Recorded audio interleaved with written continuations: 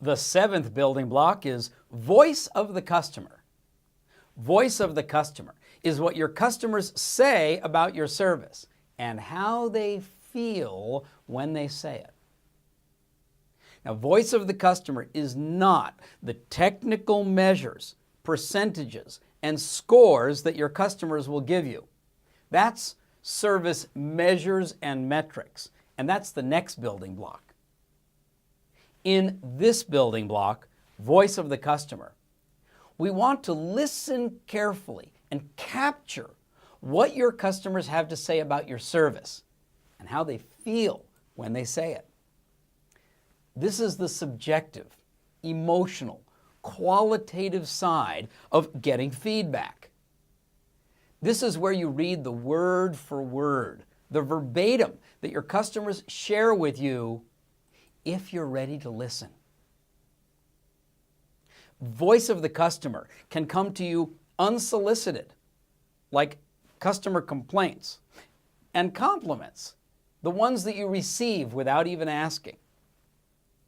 But voice of the customer can also be captured in a solicited manner when you ask for it with hotlines, comment cards, interviews, and surveys that have open-ended questions.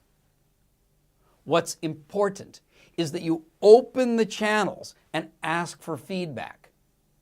Now, many different methods work well, so don't be satisfied with having just one listening post to hear your customer's voice. The more you listen to what your customers have to say, the more you will learn about how you can improve your service. The questions you ask are also very important. Voice of the customer is not captured by asking, how do you rate us on a scale of 1 to 10? Voice of the customer is given to you when you ask questions like these. What do you appreciate about us and our service that you would definitely like us to continue? Or like these. What would you like us to change about our service so we can create more value and serve you better?